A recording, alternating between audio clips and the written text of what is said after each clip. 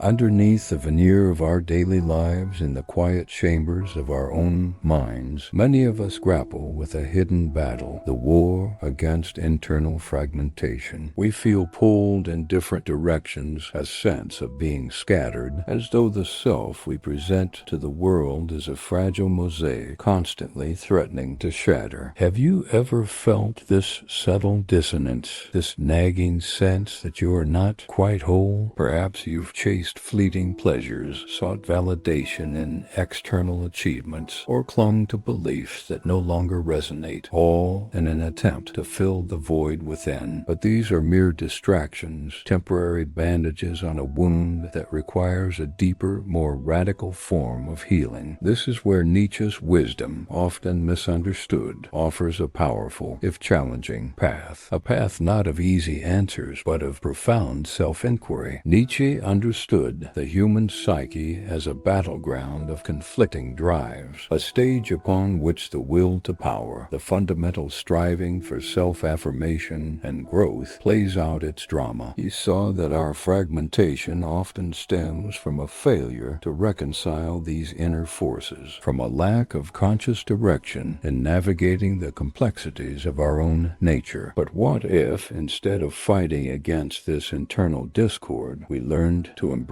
it? What if we could transform our fragmentation into a source of strength, a catalyst for self-overcoming? In this video, we embark on a journey to unveil 5 hidden laws from Nietzsche's philosophy, principles that can guide us towards self-integration, towards forging a more unified and resilient sense of self. We will delve into the heart of Nietzsche's critique of modern morality, exploring how the very structures that were meant to guide us can, in fact, contribute to our inner division. Think of internal fragmentation as an abyss, a dark and swirling void of conflicting desires, values, and beliefs. Nietzsche warned us that when we gaze too long into the abyss gazes back. But what if, instead of succumbing to the darkness, we could learn to navigate its depths, to illuminate the hidden pathways that lead to wholeness? This is not a journey for the faint of heart. It requires courage, honesty, and a willingness to confront uncomfortable truths about ourselves and the world around us. This is not about superficial self-help, about quick fixes and empty affirmations. Instead, we embrace Nietzsche's radical approach to self-overcoming, a process of continuous growth and transformation that demands our full engagement. Are you ready to confront the shattered mirror of your own self and begin the journey towards integration? Our first hidden law in overcoming internal fragmentation lies in understanding Nietzsche's concept of the will to power, a concept often distorted and misunderstood. Too often, it is interpreted as a crude striving for dominance, a relentless pursuit of external control. But this is a profound misreading of Nietzsche's intent. The wound inflicted by this misunderstanding is the feeling of powerlessness, of being scattered and adrift, unable to exert control even over your own inner world. Nietzsche's true meaning of the will to power is not about aggression or domination over others. It is, at its core, the fundamental drive for self-mastery, for growth, and for the continuous overcoming of inner obstacles. It is the relentless pursuit of becoming more fully ourselves, of realizing our potential, of shaping our own destiny. It is the inner fire that fuels our journey of self-overcoming. This shattered expectation is the realization that power is not about external control, but about internal order. We often seek power in the external world, believing that if we can control our circumstances and the people around us, we will finally feel secure and whole. Yet, true power, the kind that leads to lasting integration, arises from the ability to command ourselves, to harmonize the conflicting drives within. The hidden truth is this: true power comes from integrating the conflicting drives within yourself. It is about recognizing the various aspects of your being, the desires, the fears, the ambitions, and learning to orchestrate them into a unified whole. Imagine an orchestra, each instrument representing a different aspect of your personality. Without a conductor, the orchestra would produce only chaos, but with a skilled conductor, each instrument fragment contributes to a beautiful and harmonious symphony. To begin reclaiming your inner throne, consider this technique, the thought experiment of the eternal recurrence. Imagine living your life exactly as it is, with all its joys and sorrows, its triumphs and failures,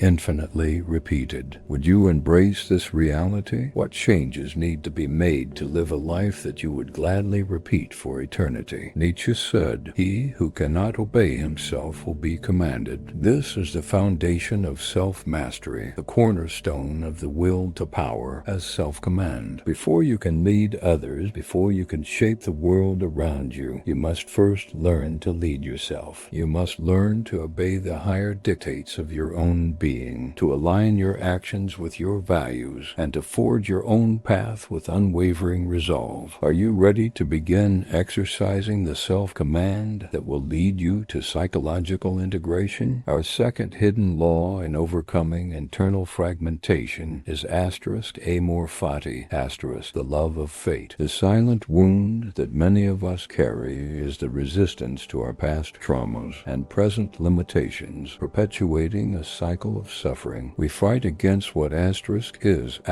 wishing things were different, clinging to fantasies of what could have been. This resistance creates a deep division within ourselves, a chasm between the reality we experience and the reality we desire. A common myth surrounding Amor Fati is that it implies passive acceptance of fate, a resignation to whatever life throws our way. But this is a distortion of its true meaning. Amor Fati is not about passively surrendering to circumstances. It is an active embrace of everything that has happened and will happen, the good and the bad, the joyful and the painful. It is a conscious choice to accept the totality of our existence without reservation or regret. A shattered expectation is the belief that you need to change everything to be happy. We often fall into the trap of thinking that happiness lies in achieving certain goals, in overcoming certain obstacles, in becoming someone other than who we are. But Amor Fati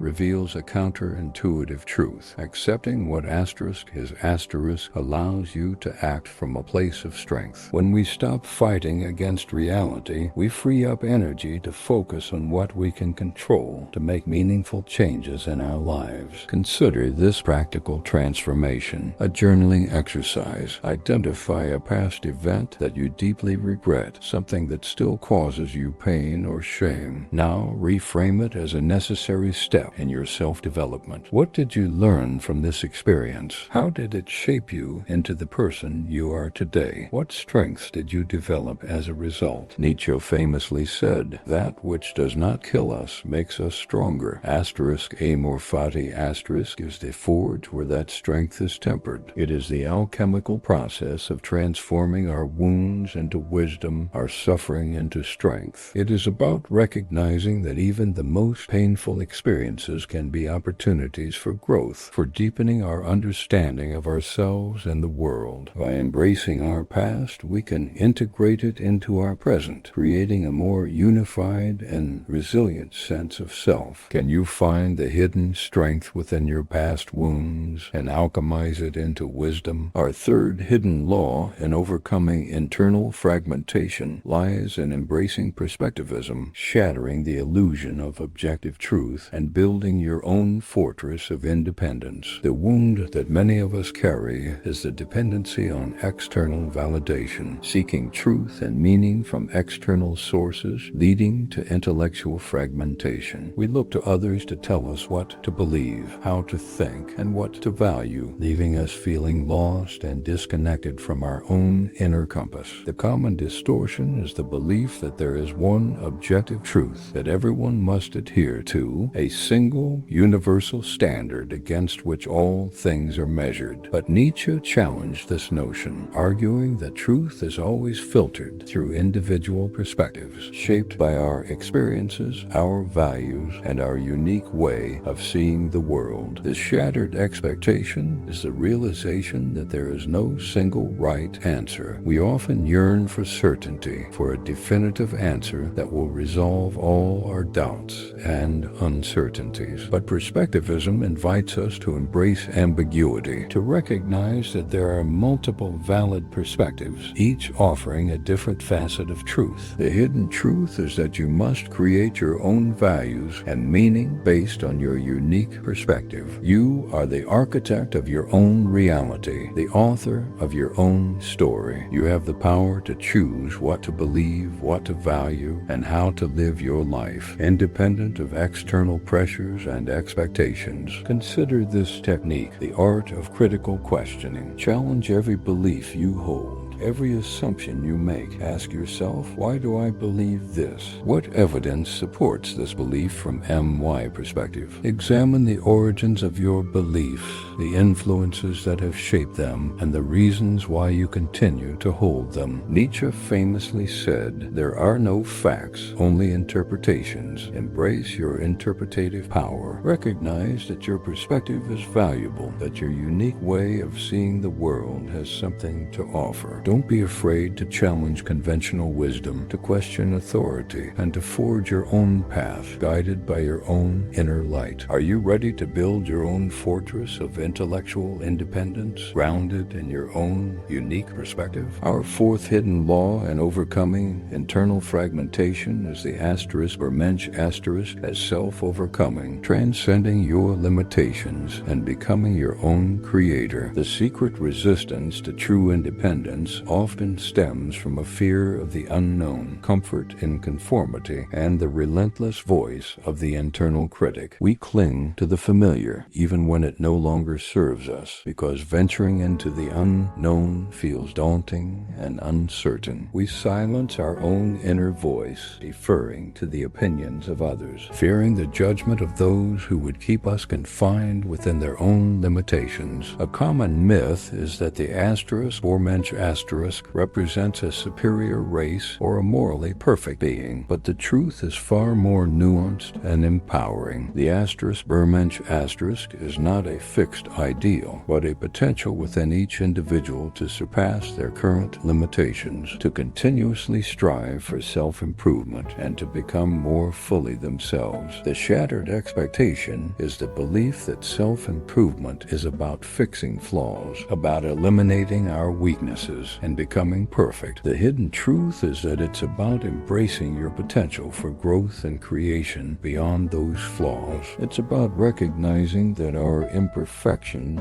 are not limitations, but opportunities for growth, for learning, and for developing unique strengths. Consider this technique, the practice of continuous self-reflection. Regularly assess your values, beliefs, and actions. Ask yourself, am I living in alignment with my values? Am I pursuing my goals with passion and purpose? Am I challenging myself to grow and evolve? Identify areas where you can challenge yourself, step outside your comfort zone, and embrace new possibilities. The Übermensch is the bridge, not the destination. The journey of self-overcoming is the true reward. It is a continuous process of growth, of transformation, of becoming more fully ourselves. It is about embracing our potential for creation, for shaping our own destiny, and for leaving our unique mark on the world. Are you ready to begin building your own bridge to self-overcoming, embracing the journey of continuous growth and transformation? Our fifth and final hidden law in overcoming internal fragmentation involves understanding master-slave morality, unmasking your hidden resentments, and forging ethical power. Deep within us, often unrecognized, lie personal resentments that drive our behavior, manifesting as passive aggression, a victim mentality, and hidden bitterness. These resentments fester, poisoning our relationships and fueling our internal fragmentation. A common distortion is to interpret master-slave morality as simply being about oppressing others. The deeper truth, however, lies in understanding the internal dynamics of resentment and its profound impact on our values. Nietzsche argued that morality is not a fixed and objective destructive system, but rather a product of power dynamics shaped by the resentments and values of those who are either in positions of dominance or subjugation. The shattered expectation is the belief that goodness is always selfless, that acting morally means sacrificing our own interests for the sake of others. The unsettling truth is that goodness can be a mask for resentment and a tool for manipulation. Sometimes acts of apparent selflessness are motivated by a desire to control others, to elicit their gratitude, or to alleviate our own guilt. Consider this technique, a genealogy of your morals. Trace the origins of your moral values. Where did they come from? Who taught them to you? What experiences have shaped them? Identify any resentments or hidden motives that may be influencing your behavior. Are you acting out of genuine compassion, or are you trying to compensate for feelings of inadequacy or resentment? Nietzsche warned, "He who fights with monsters should be careful lest he thereby become a monster." Ethical power demands constant self-awareness. It requires us to confront our own shadow side, to acknowledge our capacity for both good and evil, and to strive for a higher level of self-mastery. By unmasking our hidden resentments, we can break free from the cycle of reactive behavior and forge a path of ethical power, grounded in genuine compassion and self-understanding. Are you ready to confront the monsters within and emerge with a renewed sense of ethical purpose? We have journeyed together through 5 hidden laws from Nietzsche's philosophy, each offering a unique pathway towards overcoming internal fragmentation and forging a more unified sense of self. We began with the will to power as self-command, reclaiming our inner throne and learning to orchestrate the conflicting drives within. We embraced Amor Fati,